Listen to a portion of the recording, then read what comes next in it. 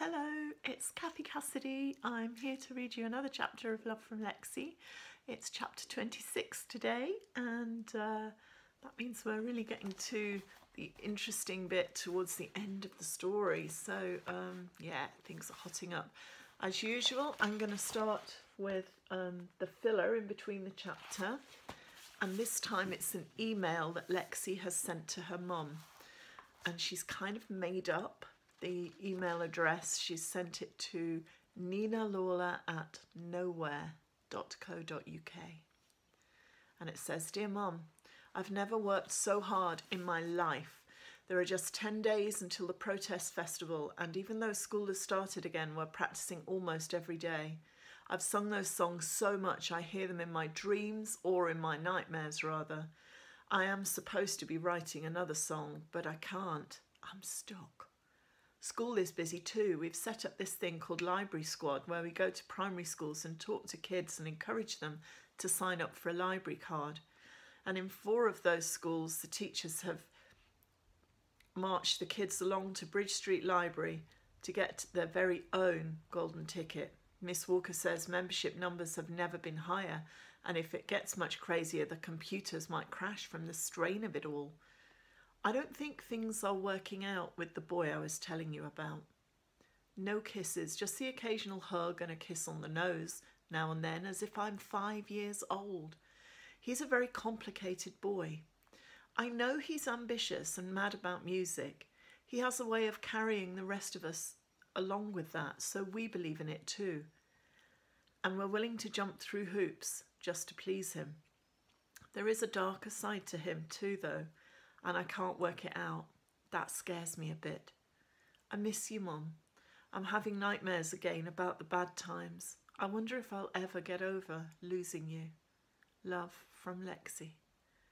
P.S. I'm going to press send, even though this is a made-up email address. You never know." So here we go, chapter 26, Time Flies. And it starts with one of the nightmares. She throws the suitcase onto the bed, opens the wardrobe and flings an armful of bright clothes onto it. "Come on, Lexie," she exclaims. "Let's go. We don't belong here. I was thinking Cornwall or North Wales. What do you reckon?" "Not yet," I plead. "It's the school trip next week. It's going to be cool. We could go after that maybe, if you still want to." Mum's face darkens and fear seeps through my body. I've seen this before, seen how quick Mum can flip from elated and angry to totally wiped out. I used to be able to calm her with a hug or a promise, but the older I get, the harder it's becoming. "Of course I'll still want to go, silly," she says sulkily. "Where's your sense of adventure, Lexie? You're no fun anymore. So boring." "Mum, have you been taking your tablets? You don't seem yourself just now. You should see the doctor maybe." "Don't tell me what I should and shouldn't do," she rages, and her hand flies up as if to lash out. The bedroom light snaps on, and I sit up blinking. Mandy is in the doorway, her face creased with sleep and worry. "Are you okay?" she asks. "You were calling out in your sleep." "I'm fine," I mumble, though really I'm not. My heart is racing, my cheeks are wet with tears. "Nightmare?" Mandy asks, sitting down on the edge of the bed. "This hasn't happened in a while, has it? Want to talk about it?" I shake my head. Talking to Mandy about how my mum wasn't the perfect parent I've always made her out to be would feel like a betrayal. I'm carrying enough guilt already. Sometimes I think the weight of it will crush me. "Just a bad dream," I whisper. I've kept the bad memories buried for a while now. I thought they were gone for good, but no, here they are again, shoving their way into my dreams. It must be the stress of the festival gig and things with Marley that are dragging them back into the open, or maybe the soul-searching and songwriting. What's the point on dwelling on the bad stuff? It just messes with your head and your heart. "You can always tell me if you need to. You know that, don't you?" Mandy says softly. "I'm on your side, always." "Thanks," I whisper. When she leans down to hug me, I try to hug her back, but as usual, the guilt gets in the way, and I lie there passive like a rag doll, one hand uselessly patting Mandy's shoulder. She tucks me in, switches off the light and creeps away, and I roll over, turning my face to the wall. It takes a while for the lost and found to sort out their stage costumes. You'd think everyone had a few items of black clothing hanging about, but this is clearly not the case. A bunch of us go trawling the charity shops one day after school. Sasha discovers a scarlet prom dress with a sweetheart neckline and a red bandana for her hair. Happy finds a black beaded top and a black tulle ballerina skirt. Beck spots a black mesh top to wear over a red vest and black skinny jeans and plans to dye her hair crimson, especially for the gig. Me, I've already got a tunic top and leggings, so that leaves Romy. We put her in a baggy black t-shirt with leggings, black mini, red socks and black Doc Marten boots, and she looks amazing. Even Marley approves. We manage an early dress rehearsal with everyone in black and red.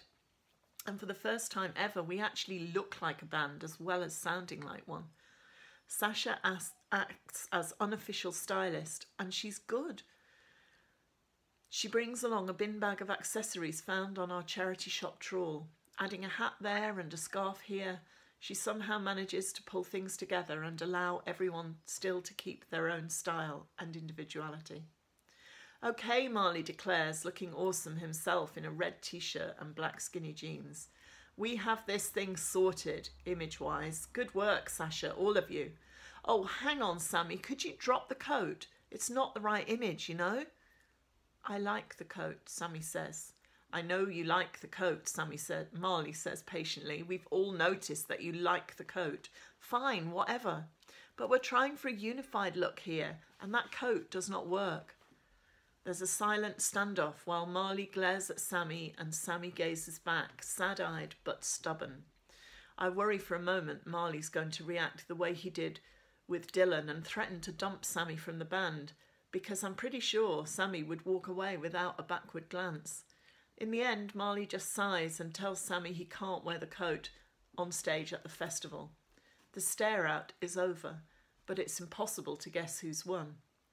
Interestingly, I don't think it's Marley. Photo shoot, Jake asks coaxingly, and we all pile outside to mess around in front of the old railway carriage while he shoots image after image on his iPhone. When we check the pictures on the band's Instagram page, even I raise an eyebrow, because we look good with Lee playing his trumpet and Bex pulling faces and Dylan and George leaning together while Sammy hides beneath a hat Sasha has given him, still in the big coat. I'm with Happy and Romy, striking a cheesy pose and waving my tambourine in the air, and only Sumia, Marley and Sasha actually look poised and sane. It's great though, as if we've just stepped off stage and relaxed for a moment, which is kind of what we have done. Plus the railway carriage makes the best backdrop ever. Things are coming together, we can all sense it. We're sounding better, tighter than ever before. We're looking cool, and now finally we're feeling confident too. Well, most of us. Marley's on a permanent high because he's written another melody and is nagging me daily to sort lyrics for it. I try, but when I'm stressed and anxious, the words don't come easily, and everything's so hectic I can't find the time or space to focus. I try not to worry too much, but the pressure to come up with something sits on my shoulders like a rucksack full of bricks. I tell myself the feeling will pass, that words will come. 9 days before the festival, Bex gets an email from one of her favourite YA authors, Ray Kelly, saying she'd be happy to come up from London to support the protest. Wow, Bex breathes. She says she's happy to do a book event at the festival. She'll sign books and speak on stage about the libraries, whatever we want her to do. Amazing, I say. I think there's going to be a tent just for author events and workshops. I'm going to go along if I get the chance. It's going to be cool, Bex declares. Miss Walker says there'll be a karaoke and book-themed songs, a children's book character fancy dress, and a workshop where kids can put themselves into a story and take it away to print out. The librarians are dressing up as famous book characters to do storytelling, And a friend of Miss Walker's is doing a workshop on making things like bunting and paper flowers out of old damaged books. Can't wait, I say. The community groups are doing stuff too. Just raising awareness on everything a library does, really. And Louisa Winter says she's bringing some big name friends along. It's going to be epic. The Milford Gazette seems to think so too. They've nailed their colours to the mast and come out as library supporters. They're giving us loads of great coverage, a double-page spread all about the festival, mapping out what's going on. Several local bands are playing, but we're astonished to find we're the only ones scheduled to play on the stage. The others, a couple of pub bands and some teen acts, including the delightful Charlene Scott, will be playing in one of the tents, the music zone as the Gazette calls it. The Lost and Found will be up on the main stage though, opening for Ked Wilder. Seeing that in black and white in the pages of a newspaper is a bit of a reality check. Song, I think, fear of failure, curdling in my belly again. I'm feeling low and lost, but I have to push through it, find some words. I have to turn Marley's music into a song. If I fail, we all fail. 4 songs are not enough to make an opening set, and we're running out of time. Don't think about it, I tell myself. Don't think about failing in public, letting everybody down. You can do this. Chill out. Give yourself a chance. But still, no words come. This festival has set the whole town buzzing, Mandy comments. Everyone I know is planning to go, and people from outside Milford too. John's got friends from Yorkshire coming down especially, and my mum and her friends are travelling from Northampton. They used to be big Ked Wilder fans back in the 60s. You wait until they see you two with your band. They'll be so proud. Next, the Milford Gazette runs a copycat feature on Sammy's letter. It causes a stir, and a few days later they come over to cover a library squad visit, me, Bex and Happy talking in a primary school assembly and walking the class down to Bridge Street so every child can get a library card. The photos capture the kids writing their library love letters, decorating them with paint and glitter and feathers. The following day, there's a full colour page in the paper. There's a picture of me with a bunch of kids around me, and my stupid heart leaps with hope yet again, in case somehow my mum sees that picture and finds me. That doesn't happen, obviously. Are you okay, Lexie? Bex asked one evening after band practice. You've gone all quiet on me again. Are you stressed because of trying to write the lyrics? I wouldn't blame you. Time's racing past. Don't remind me. I'm helping Bex to dye her hair red, ready for the big day. She's wrapping her head in tinfoil to stop the sludgy dye dripping while I mop up the spills and tidy the sink. Right now it looks like a scene of carnage, the aftermath of a particularly gory stabbing. Mary Shelley stares at us from the laundry basket, eyes narrowed in what could be despair. Nothing else on your mind? Bex checks. Can I say to Bex the things I couldn't say to Mandy? Maybe. I could try. Bex is not a replacement mum after all, more of a big sister-bestie combo, someone I can rely on to tell it like it is. I sigh. I'm just thinking about Mum a lot lately. Is that crazy?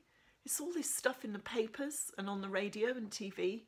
I keep wondering what would happen if she saw me, recognised me, remembered. Bex looks dismayed. Oh, Lexie, no. That must be awful, she says, like a kind of self-torture. You do know she'd have been in touch by now if she could, Lexie. Or if she wanted to. The tears come from nowhere, sliding down my face like rain, and Bex puts her arms around me awkwardly, trying to keep the drips of hair dye at bay. We talked about all this so many times when I first came to live here. Every option, every possibility was examined in forensic detail, detective style. There were only a few conclusions to be drawn. 1. Something bad had happened to my mum. An accident or a sudden illness or an act of violence, and she was dead and never coming back. 2. She'd run away to build a new life for herself, leaving me behind. 3. She'd had some kind of mental breakdown and been locked up in a high-security hospital, and she couldn't get out. 4. She'd had an accident that had left her with severe amnesia, and she had no memory of me at all. Every one of these options seemed too painful, too cruel to believe, so I'd pushed them away, packed them in a box and sealed it shut, shoving the box to the back of my mind. Somehow, writing songs has opened up the box again. Let the hurt seep out. Having my picture in the paper has fooled me into hoping, dreaming that things could be different. I try so hard, Bex, I whisper. I always have. Why is it never enough? My foster sister wipes my tears with a wad of loo roll and scrubs away a smudge of crimson hair dye that has appeared at my throat. Lexie, don't, she says. You are the best person I know, little sister, okay? The smartest, the kindest. You're amazing, the way you rescue everybody and everything. Boxes of maps and old sheet music, old toys, Mary Shelley. The little tortoise blinks up at us, head tilted to one side. And people too, Bex pushes on. Me, happy, and now the whole gang of us in the band. Even Marley. I don't think anyone would put up with that boy except for you. I've got no clue what's eating him, but trust me, he's more messed up than the rest of us put together. I sit down on the edge of the bath, feeling shaky, and Bex puts an arm around my shoulder. She sighs. Thing is, I stopped being a detective years ago, but you never did, Lexie.